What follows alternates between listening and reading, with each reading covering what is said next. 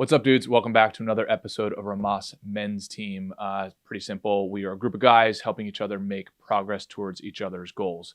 If you're new to the channel, awesome and welcome. If you want to help support the channel and join our pro team, head over to romasteam.com/pro, where you can contribute to us on a donation basis. We also give you access to exclusive content, mastermind groups, etc., etc. So anyway, hope you enjoy this episode, and we'll see you on the team.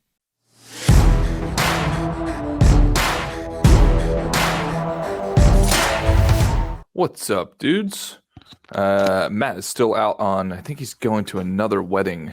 It's either today or tomorrow, but I think he might be flying today. So we are flying solo again together. What's up, all? Saad, I wanted to see if maybe if you were up for coming on board and giving us some updates from Monday's discussion. Let me know if you're cool with that. All right, sweet. I'm going to bring you up here, brother.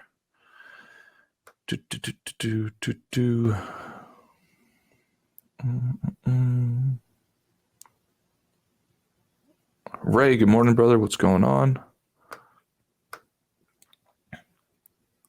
And then Saad, for some reason, I can't see you in the live category. This happened last time. Is there something you have to toggle to get over so where I can invite you on? Oh, here we go. Okay. Sweet. What's up? Car is driving smooth as silk. That's right, Ray. Awesome, dude. Glad to hear the update, brother. All right, Saad, what's up, man? Not much.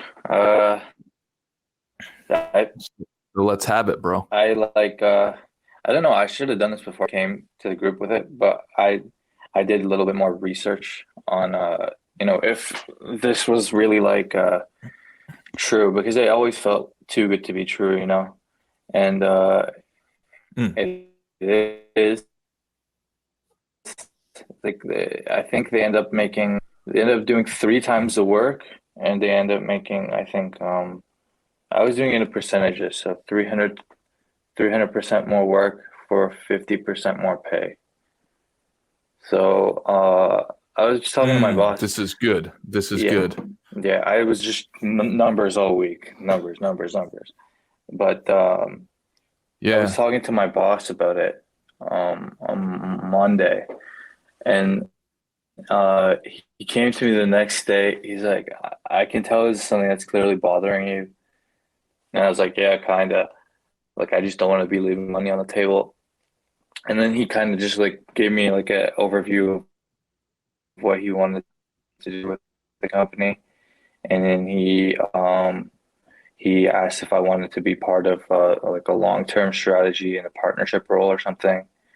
And I was like, damn, that's pretty cool. I don't want to do that, but to have that confidence is pretty someone have that confidence in me is pretty cool, I guess. I don't know how else to describe it. Okay. Oh yeah. Well, hell yeah. Number one, take the win. That's a huge win. Number two, do you mind if we dissect that a little bit?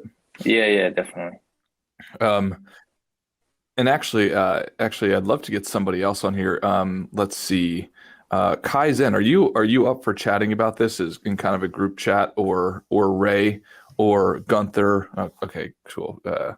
Kaizen said sure. Let's bring him up on board. All right, cool. And Saad, are you still there, bro? Saad, okay, cool. You're there. All right, sweet. So let's, Kaizen, what's up, brother? What's going on? So I think this would be a really cool little chat, fireside chat. So 2 things I hear here. Number one, if we could dissect it as a team. The first thing I hear with Saad is, hey, the pay is not what I thought it was, because if people weren't on Monday, the discussion was Saad saying, hey, I heard that I could make 3 times the money in my occupation. That's what his friend told him. And so now he's gotten a bit more information and saying, okay, well, it's 3 times the pay, or no, it's 3 times the work, but it's 50% of the pay. So I'm going to throw the ball over to you, Kaizen, and say, okay, if that's now the real formula, what would you do? So, I think a lot of people can relate to this because that probably happens in a lot of different fields of work. Personally, what I would do, and this is something I've done in the past, is just go and look up what your actual job is as far as like job title. Go on Indeed, go on LinkedIn, look up other jobs in that area, see what they pay, if that's accurate, if that's not accurate. And then maybe just, it just depends on how long you've been there. Like if you've only been there like a little bit, then maybe stick it out a little bit. Maybe they might bump you up after a while. That might be like onboarding process that you have to go through before you get bumped up in pay. Maybe not. It just depends on how long you've been there. And then if you've been there a while and you're still not getting like what you feel is fair as far as like pay goes, maybe start applying to these other places or start seeing what they would require somebody in that field to know in order to make that kind of salary. And then just kind of like test out the waters, see like, am I actually doing the work that I feel deserves this amount of pay, or do I actually need to be doing a little bit more work? And then just really get real when it comes to that and kind of figure it out that way. Yeah. Well, and how do you feel about this? Let's go down the model of, let's assume that is accurate, that it's now 3 times the work for 50% more pay. Would you say, no, I'm not going to do it because that ratio doesn't make sense to me? Or would you say, I'm going to do it because more money is more money? It would really come to how comfortable you are having an uncomfortable conversation. If that's the case, then maybe bring that up to your employer and say, hey, this is way more work than what other people in the same field do for a lot less money than what they're actually making. Is there some way that we can come to an agreement where I get bumped up in pay? Or if like the requirement for me to get bumped up in pay is more responsibilities, what can we define those as that I need to do before I can get a bump in pay? And if it comes to the point where they're just like, suck it up, do it, this is the job, and if you don't like it, then bounce, then I would, like I said, just stick it out as far as you can, but also keep your ear to the ground of other job possibilities and just start applying, update it, connect with people on LinkedIn, find the hiring manager, whatever place that you're looking into, and then just go out there. But it's like I said, it's really going to come down to how comfortable you are having the uncomfortable conversation, because it's one thing to know that you're not getting paid the amount, and it could also be one of those things where they're just ignorant and they don't know that that's what most people actually make in that field. And if you bring it up to them, they'll be like, oh, okay, yeah, sure, we'll bump you up. Yeah. Mm-hmm. Yeah. Saad, what are your thoughts? Now going through that, hearing different perspectives, what are your thoughts about the situation? Well, I looked on Glassdoor. I think Gunther suggested it. And I always thought that was an American thing, because there's a lot of like American things that don't necessarily translate here in Canada. But there was like a good amount of people who put their salaries up there, and I'm like right there, you know? So, I think I am being paid fairly. And, I think like, the next step would just be to figure out exactly what I'm worth. Like, given if I were on a strictly commission basis, and then try and, at a year or 2 years, find a sweet spot. Because I know once I'm completely certified, my pay goes up a lot. So it could just be impatience. And, there's like I feel like it's a marketing tool where they tell you have this like huge salary, but they don't tell you like, you're an independent contractor, so you have to pay all your taxes on it. And, everything else you pay out of pocket. Whereas here I'm getting a lot of my expenses paid for. So take home net pay, it's around the same. It's, you know, plus I'm getting more experience because, when I was talking to these people who were working at these places, they were saying like their bosses don't even talk to them. Like they just get whatever work they need to do and they submit it. Like they don't get any guidance at all. So, got it. It kind of, gave me a sense of relief I guess that was one thing, like examining how I felt about everything, about the possibility of moving on and whatnot. And, yeah, I just feel like, I have more to do here, I think. Yeah. Well, okay. So that's, and Kaizen, that's awesome. Thank you, brother. I think it helps to get as many perspectives as possible. And then Saad, one of the things that you're referring to, of course, you should spreadsheet everything as much as you can upfront. Now, I am hearing a bit of a change in dynamic because originally you're saying, hey, it's 3. Well, originally the story was, I can make 3 times what I'm making now, right? Same work. Then the story changes, not story. Then the perceived facts were that first. Then the perceived facts were, oh, well, that's not true. It's, I would do 3 times the work for only 50% more pay, which, by the way, for me personally, and there's no right or wrong answer to that, but for me, I would 100% do that, right? Because the equation in my mind should not be how much work am I doing per unit of dollar. The equation in my mind is how much dollar can I make per unit of duration of time, right? So if 6 months from now I can make $80,000 more dollars or 50, whatever that number is, I will do that because that's a priority for me. But if it's not as much of a priority for you, like, you know, because obviously that's going to push the boundaries a little bit. You'll probably have to work longer, like all that kind of stuff, right? But now the perceived facts have now changed to, hey, it's almost the same net pay. That's different, right? And I have increased guidance. Now, I would nudge on you a little bit because I do, from my conversations that are similar to this, I have heard people try to mentally spreadsheet things and they are often not accurate. So for instance, you might say, oh, well, my license, I'd have to pay for my licenses or I'd have to pay for whatever else, right? Is that true? And to what dollar is that true? Yeah, I broke Does that that down, make sense? like, not on spreadsheet, but in notes. That's what I was doing all the beginning of the week was numbers. Like I'm breaking down gross pay and then like breaking down what they were charging versus what we're charging here. We're charging about 4 times what they're charging. It's just I get less commission because I have all these expenses covered. So that was the one thing I was thinking of, was negotiating a higher commission percentage. Just because I feel like I'm... Well, okay. Let's chat about that. Okay. Let's chat about that. Kaizen, have you ever heard of or have you ever used a increase in salary proposal or had that conversation?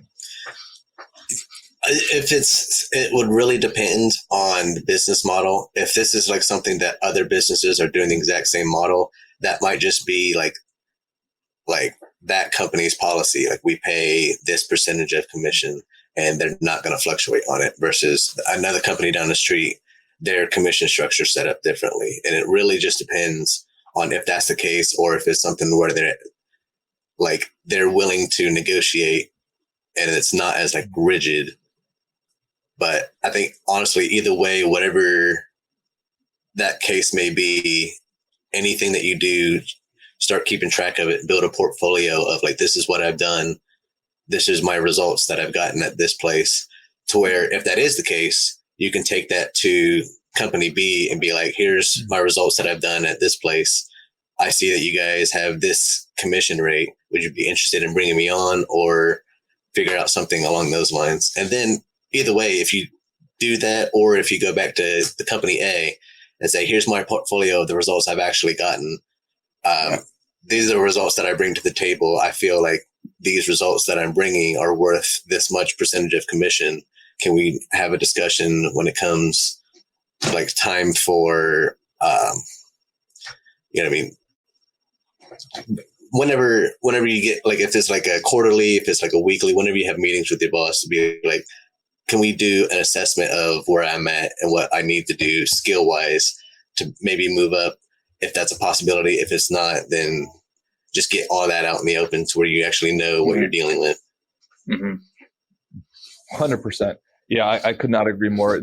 To add, I would say yes, and also a couple things. A lot of people kind of nod their head to what Kaizen's doing, but let me tell you how many people actually do it. I would estimate roughly 2% of people actually do that.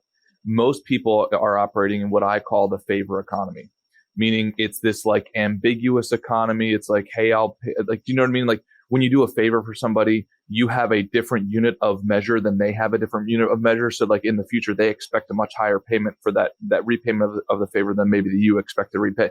So it gets in this really weird, ambiguous, like it's just, I don't like it. So you got to move more out of the favor-based economy, more out of the ambiguous-based economy into the results-based economy. Now, and it's exactly what Kaizen is saying. Hey, document, scorecard your stuff, right? What is the value that you have produced? And then put it on the table. Now, the only thing I would add to that is use what is called the upfront sales contract. So you want to make sure that you are producing the results that the market wants. And when you're working for somebody, that's a little different, right? It's not like selling a good to somebody who's buying that good. That's a direct market transaction. So you know that the thing that you are selling is worth $5 because they're paying you $5. Does that make sense? But when you are working for the merchant, it's much less clear. You follow me so far? Yeah. Right? So then you have to ask that merchant, hey, Mr. Merchant, you are paying me, right? You are paying me. What are the things that are valuable to you? So that way, when we have a conversation 3 months from now, I know whether or not I'm on track to serving, right? Right? Because the 3 to 5 things that he's going to tell you might be way different than the 3 to 5 things that you're thinking in your head. And if maybe you have 3 of those things, but 2 of the things are off, which is almost 50%. So almost 50% of your work effort would be irrelevant. Right. So that when you go back to your boss and say, hey, I've done this, he might be thinking in his mind, well, half that stuff doesn't matter to me. Right. Those reports that you ran over there are irrelevant. So have that conversation up front and also ask him, when can you touch base? Because your expectation is to climb the ladder, is ultimately to make more for you and your family. Like I completely agree with Kaizen saying, like, just get very upfront about that. It doesn't have to be confrontational, but it has to be real. Because otherwise, I promise you, the percentage of employees who are unsatisfied with their pay, it's almost 100%. Oh, right? Let's call it 95%. Right. I think we're having a meeting sometime next week with the person who's supposed to take over, and my boss right now, because my boss wants to leave in about 2 years. So I think some of these issues could be brought up then. That'd probably be the best time. Oh yeah, the best time would be as soon as humanly possible. Because I promise you, dude. We glossed over this stuff. Like I guess we did go in depth on Tuesday. Hell yeah. We went kind of in depth. We sat there and talked for a little bit, just about where we're going, and what I want. He came in. He's like, "What do you want to do?" And I kind of give him the rundown. He's like, "Okay, I can give you this opportunity. Like this is what I can do for you." And I said, we can talk about it more. Like that's attractive. It's very attractive. I love it. And here's the thing, man, you actually stepped up and you had that uncomfortable conversation. Like Kaizen is saying, you have to be comfortable with having uncomfortable conversations. He's spot on. So if you can, walk us through kind of the highlights of that conversation. Number 1, were you nervous walking into it? And number 2, how did you manage it? Which should be totally understandable. I think everybody would be nervous. Yeah, because after the Rhomas on Monday, I was just like, I wasn't at the office. So I was just driving around and they were just like, I need to go home. I need to go sit down and run these numbers through so they won't keep on. So then when I got back, I did it. And then I went to his office and I just, like, we have a very casual relationship where I can just bring things to him and he never really reacts negatively. He kind of just like, love it. Okay, like lets me talk it out basically, and then offers his perspective. So his perspective was pretty valuable. He's like, I was talking to people who were like leading these companies in our area, and they say they're following the same business model as us. So that was kind of relieving, just having that conversation and just experiencing the feelings that I needed to experience in order to get to the point of where I was comfortable in having the conversation. And then he sprung the second one on me the next day. He's saying, he came to me and he said, this is something that's clearly bothering you, because I brought it up before. And then he said, he just asked me what I want to do. and I just kind of gave him the rundown. Mm. And then he's like, okay, he offered a partnership role, and he said, like, we'd like you to stay here. And I said, I am willing to stay here, like, for the right opportunity, and like as long as I'm not losing out somewhere else. And I told him, like, Sure. I got to go back home eventually. And he's like, he understood and everything. So it was productive. It was a productive conversation, I think, that I love it. Oh, it's enormously putting productive. off by just overthinking, like just running these random scenarios in my head rather than actually going and talking to him. Yep. Yeah, I love it, man. I mean, and then what did that do for you and your peace of mind afterwards? Like, did you feel better after having that conversation? I had some stuff go on just at home that kind of like whatever, it was rough, but career wise, it stabilized me. I think it was like I was getting this anxiety or uncertainty, and then it just kind of went away. It was like reaffirmed me to like believing that was I'm on the right path, I think. Yeah, there's a couple things that I think can really send a man off. Like two major things. Three major things. Chemicals, number one, that I have noticed. Right, chemicals, drugs, alcohol, blah blah blah, etc. The second thing is anything off with career. Right, if something's off major with your career, it's like good luck with the rest of your life. If you take your career seriously and there's something off there, it's like you're gonna like it sends you into fucking chaos. It like when you're at the family party, when you're with your girlfriend, your wife, etc. And then the third thing is with your intimate relationship. Where if any one of those three things is off, it's like good luck with the rest, man. It doesn't even matter, and especially with an intimate relationship, man. I mean, I'm sure we can all relate to that. That can just send you through a realm of chaos that is undeniable. And then to speak to what Saad you did, first of all, I got to commend you because you sat with strength in your vulnerability, which is very hard for a man to do. And Kaizen is saying your life is complex machine of inner working elements for sure. Oh yeah, 100%. So with that being said, like you were willing to be vulnerable, which is very hard for a man. But then also what I like is the element of strength inside of that. Like, hey, I'm going to tell you what is actually coming up for me, not going to overreact. And I'm going to sit here in strength because I know that no matter what you say in response, right, like I don't have to be here. Right. But it's in the best interest of our interaction together if I say this to you right now, Mr. Boss, because I know that when I sit down, like I'm sure this happened to you, Saad, it's like then you sit down to go to work if you haven't had that discussion and maybe you don't do as much work as you normally would have, right? Because it's in your back of your mind, like, well, other people are doing this, they're making way more than me, so I'm going to take a little shortcut here. Or, fuck this, I'm not going to do it, right? Yeah. That's just human nature. So you have to have the discussion. But most people don't have that discussion. So, dude, great job, man. I'm super proud for you, but that's awesome. I really appreciate you guys, like all the guys in the group. Like, I don't know, finding this group I think it's going to take me far. I think take all the dogs far, too. I mean, well, dude, it's just good to have a team to have these kinds of discussions, right? Like, you don't have to be egotistical about it. You don't have to be like pound your chest about it. It's like, hey, man, I'm dealing with this shit. Like, how do I navigate it? And then we just have a discussion as a team. So circle, not a triangle, brother. I appreciate both you guys. I'm going to drop both you guys off. Kaizen, thank you so much for participating, brother. Thank you, guys. All right, cool. Yeah, thank you, dude. Saad, keep crushing it, bro. All right, cool. Ray, I would love to get you up here if you're down for it to get a quick update, or anybody else if they want to give an update. Ryan, let's see, we got Zach, Ryan. Okay, Ray, you're up. And Ryan, if you want to come on, dude, come on up, brother. Let me know. Just give me a thumbs up or something.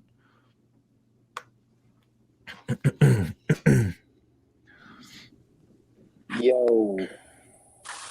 There he is, dude. Adidas, man. Nice run DMC style, bro. Dude. Got the hole, dude. I love it. Oh, it's the full out. It would be the full out. And I got the shoes too. It was for a Halloween costume. But it's so damn comfortable, nice. I was gonna say it seems a bit out of character for Ray, but I like it, man. Yeah, you have the shell top too. They didn't have shell tops in my size, so they're actually just handball shoes. They're more like a 70s look. But yeah, definitely I need the chain. I need the fucking like Bleeding Heart of Jesus or something gold chain. So Wes, are you so you know the you got high praise on the podcast Dad Meet for your performance at the wedding. Really? Yeah. They said what did they say performance? What was the performance? They said your dance moves were so good. It was like you had pussy on a remote control and you were just directing it all towards you.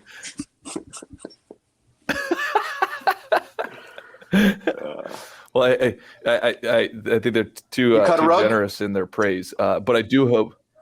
Oh yeah, I think I danced for like 3 hours straight, like quite literally, if not more. So I hope that the hundreds, if not thousands, of dollars of dance lessons paid off for that. Yeah, man. 3 hours worth of excitement. Yeah, man. I got to. So a couple things. On my list of things to do. Dude, I'm telling you, man. I know this sounds crazy. I know I said this before, but I am convinced that spending money on dance lessons is the best investment a man can make for most men. Mm-hmm. I can't even describe how much emotional happiness return it's given me, and just great friendships and a massive amount of respect for the opposite sex in an area that particularly was not respectful. Like prior, like that, like, I don't know how it is in Canada. I don't know if you guys even dance up there, but when you go to like clubs in America, like it is not a respectful thing. You think we just do rain dances or like we just dance for like the corn harvest? Is that what you think? But dude, you got to do it. But I wanted to circle back with you because the topic that obviously we just discussed with Saad, you really led the dogs in the initial conversation of you had a massively uncomfortable situation with your neighbor for you, and you ended up having that vulnerable conversation. You've also since had another. Yeah. Go. Yeah, another discussion. I don't think we ever got an update on that. I think you had another like potentially massively uncomfortable discussion pending with someone else. Yeah. So number one, did that happen? Number two, like, can you speak to any and all of the above? Yeah, it happened. And like a lot of things in life, like I was gearing up for a battle. Like when I previewed in my head, it's just like a screaming match and like one-liners, like a Martin Scorsese movie with like memorable one-liners. Right. But as you predicted, it was a conversation he was expecting to have. And he said yes. But I asked him, "Can I just like lay out can the you whole?" Give background to the dogs though? Sure. Yeah. So I had an agreement with someone who brought a big client to me that we would split every commission on every sale to this client 50-50, and so this business partner on this deal of mine, friend of mine. He brought the opportunity to me, so that's where he earned his money. But every subsequent deal, he didn't have to do anything, right? But I was doing all of the work. So it didn't make sense. Yeah. And it kind of like, it was grinding my gears that I'd have to pay him. And then my wife was like, you shouldn't be paying him anything. Get him on the phone. I'll tell him, what he can do. And so like she was, the worst thing is she's right. That was the most difficult part. Kind of. She was right. She was right that I had to have this conversation with him. Right. Yes. And so let's pause there for a second. Sure. Is it cool if I pause there for a second? Please. Because that pattern that you just kind of glossed over happens all the time. Right. And I only see this from the man's perspective because this is generally the conversations that I have where like the partner, particularly the wife or the girlfriend's like, no, this is not right. Like, let's change this. Right. That is too, and no disrespect to Sarah. Right. But like, if I took the advice of every time I got that piece of advice, I would have no business relationships. Right. Cause like slash his tires. Like, wait a second. Like this is just a little, right. Like we just have to talk. So anyway, I'm glad you didn't go like the full row, Yeah. It's a conversation. Yeah. So anyways, I'm sorry. Go ahead. Yeah, and so the conversation went well, and I said, "Look, How'd you I'm approach not it? Like, sure. what's the details of it? Half an hour of jive and just talking and like relaxing. And it was on my mind the whole time, but I was like, I listened to the Rick Voss Never Split the Difference like TED Talk a couple of times. And I was like, when we had the conversation, I was mirroring him, it's like I was repeating the last word. Oh, so your new car, if I'm hearing you correctly, it costs a lot to fuel because it's got a V6 bi-turbo engine. Is that right? And just practicing indicating to him that I'm listening, Yep. Even though we were talking about cars and not our business deal. And then when it came time to talking about business, I said, remember last time we spoke, you mentioned that because the California transaction took so much work, we might have to edit down our arrangement or alter our arrangement. And so I said, I'm glad you brought that up. He's like, yeah, no problem. And so he just said, look, and so I guess of the 4 pieces of art that I sold so far to this client of his, I could have owed him 20 grand or 10 grand if we were splitting them everything. He said, just give me 5, which is great because that was so that was already a reduction before we renegotiated. And then I said, that's amazing. Thank you so much. But it's important for me to still just explain where I'm coming from. And that wasn't even necessary, but like I planned it out so much.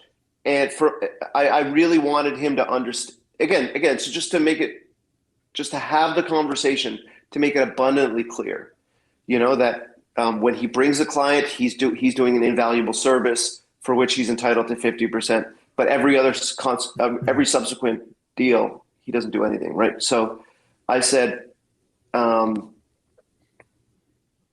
if you bring me a new client, we can preserve that for the first transaction of a new client, but for subsequent transactions, it doesn't make sense.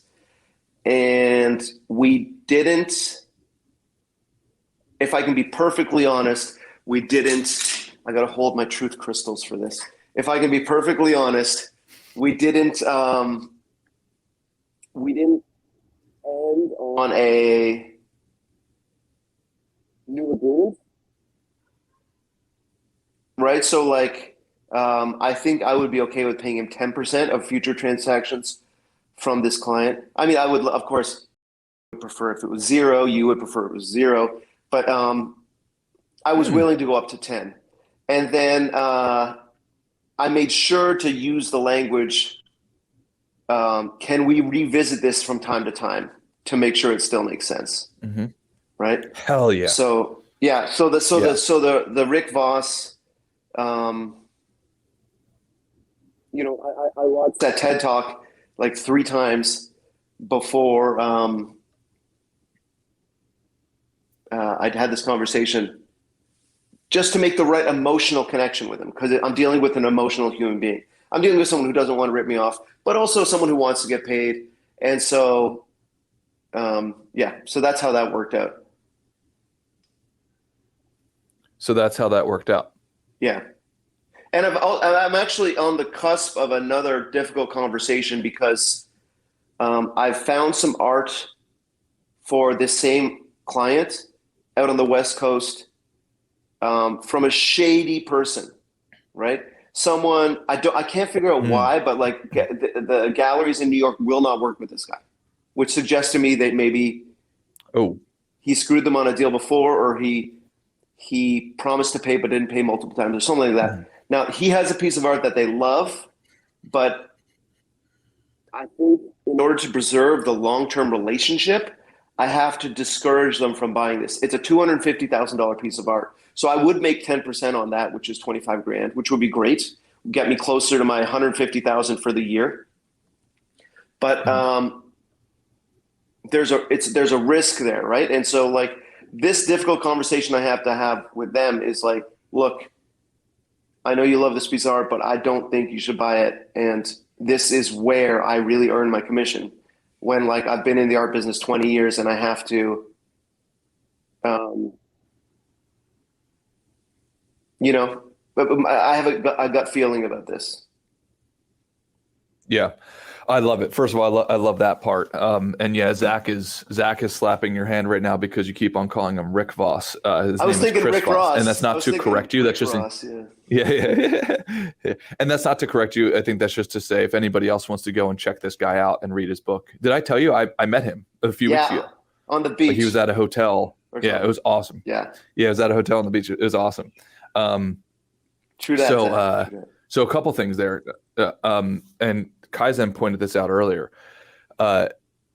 We always, especially around conflict, we make things more elaborate than they're going to be, right? Like you said, you thought it was going to be this Martin Scorsese movie, the bunch of one-liners and blah, blah, blah. So the funny thing is first of all, it almost never turns out to be that way. And then the second thing is we sit in and stew in that fear or that discomfort for weeks, if not months. Some people do it for years and just never have the direct conversation. Right. A couple things, if you don't mind if I comment on it. First of all, is outstanding, right? The fact that you were supposed to pay him what you said, 15 to 20,000, and he said, pay me $5,000. That's what happened. Like you paid him 5,000, and as opposed to, so let's think about the results of this. The results are you were worried about the conversation. You did a good job of doing due diligence, talking to people, getting feedback, and so on. You did the results of that. You end up having a conversation. The results of it were you essentially made $10,000 more money, if not $15,000 more money, and you altered the future deal. Now, the only thing that I'm a little fuzzy on is on a scale of 0 to 10, how does he emotionally feel about you now and about I think he's still at a 10 because oh, good. Yeah, because if that's the answer, then hell yeah. He doesn't need the money, and I am able to like my role as the art advisor enables him to add a layer of enrichment to his relationship with his new friend, the client, right? So I think he's and they're so happy. Like I went to California, as you know, to make sure that painting was legit, make sure the people were legit, and get your car. I was going to drive the painting home, but it was too big in the end. What I did drive home was a big coffee table book by the artist that said, to clients, thanks for all your support. Best wishes, Robert Williams. And so the mutual friend who introduced me to the client brought him over. He's like, Dan, come check this out. Look at this. And he showed him. Can you believe Ray scored this for me? And he said, Ray, that was a Jedi move. And that's not a Jedi move. That's just the easiest kind of like client. I don't know what you call it, but you know what I mean? Like taking a client out for dinner or whatever, that kind of like those kind of tokens of gratitude, you know, bottle of wine at Thanksgiving or Christmas or whatever. Like in the art world, that's the easiest. It's the easiest thing to do. But it was, again, so like I think he's still an emotionally a 10 because it's like he gets some kind of like refracted glory every time I please the client. Yep. No, 100%. I love it. And the final thing I got to give you praise for is the last piece that you talked about, right? That you have a transaction that you could essentially execute with somebody, but you coach them out of it because you just don't feel right about it in your professional opinion.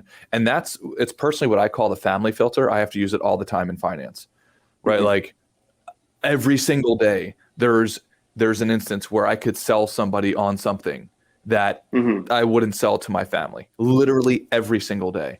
But when I put it through the family filter, that takes all those transactions right off the table, and I feel way better about it. And then when I and what is the family filter? You're thinking about family filter is literally what would I do if you were my brother? Like if you were my brother, would I tell you what I'm about to tell you, or would I tell you to do this thing? And dude, in finance, it's like 87% of the time the answer is no. Or like, no, if Ray was my brother, I would not tell him to do this. I would make money on it. I would make considerable money on it. But if he was my brother, I would not do it. And it sounds so simple, man. But what you just used, I call the family filter. And if any of the dogs listen to this, can actually try that. It changes life. Like it literally, and then you'll start to notice things around you. It's like, oh, that person's not treating me like family. I mean, if you look at marketing, right? Like I get a lot, I subscribe to a lot of marketing emails just to like learn about different copywriting styles. Like, so for instance, like a very common one is, hey, attend this webinar, right? And seats are limited, right? And they're not limited. Or attend this webinar and like you'll never be able to get access again, right? You and have then 3 days to sign up. Use this code. Right? Yeah. Exactly, right? And it's like I would never like. Does it work? Of course it works because it's urgency, it's scarcity, right? That works. But if you were my brother, I would not send you that email because it's called lying. Like that's what it's called. It's actually lying. That's not a good thing, as we learned in kindergarten, right? But unfortunately, it's all around us. So when you start to filter things through the family filter, you start to really see how much humans don't speak to each other like we're actually family. We speak to each other like we're just trying to get something out of each other. And when you start doing that, you live in this really weird fake world, and then eventually it comes back to you. Yeah, it's because of the scorecard. The daily scorecard where practice squad, where we watch like a Jim Rohn or some kind of learning segment video, almost like because of that algorithm where I'm looking up at around 10:15 every day, looking up a personal development video. Every YouTube ad that I get is one of those kind of seminars, right? And but the difference is like what we talk about on Rhomas is like daily micro habits. What Jim Rohn calls the stuff that's easy to do, but also easy not to do, right? Yep. And that's where you build holistic success. Whereas these ads are like, you know, I've made $100,000 already this month on Amazon affiliate marketing or whatever the hell that is. Or like later, Zach. Sorry, Zach. Tony Robbins saying like, on this, over the next 3 days, you're going to understand exactly why you do what you do. I don't know if any of you guys get that pop-up ad. Yep. But no, in Rhomas, you're not going to understand anything in the next 3 days. No. You know, you're going to, it's just micro habits daily slowly builds the castle. If I could say something to Saad, I love that he brought this, again, like just like the uncomfortable conversation with my colleague saved me money instantly. Like the uncomfortable conversation with his boss immediately brought the partnership discussion or put the boss on notice that he's hungry and and he's willing to learn and do more. And so I think that's awesome. The one thing I would add is what Jim Rohn says, which is, work harder on yourself than you do on your job, right? So the asking your employer for more opportunities is great, more skills development, but at the end of the day, if you're working for him, you're not growing yourself, right? So I also liked so for example, working on yourself would be what Kaizen said, like go out for other job interviews or go meet other people in the industry. That is not going to bring in more revenue for your boss, but that is working on yourself, finding out what you're worth, market testing your worth compared to other people, and just learning more about your industry and learning where you have to apply more energy. And I mean, it's easy. Again, it's easy to do, but it's also easy not to do. Work more on yourself than you do on your job. Love it, man. And since I've been taken away of the golden buzzer ability, would you mind please golden buzzering Saad for having that great conversation with Dude of the Week?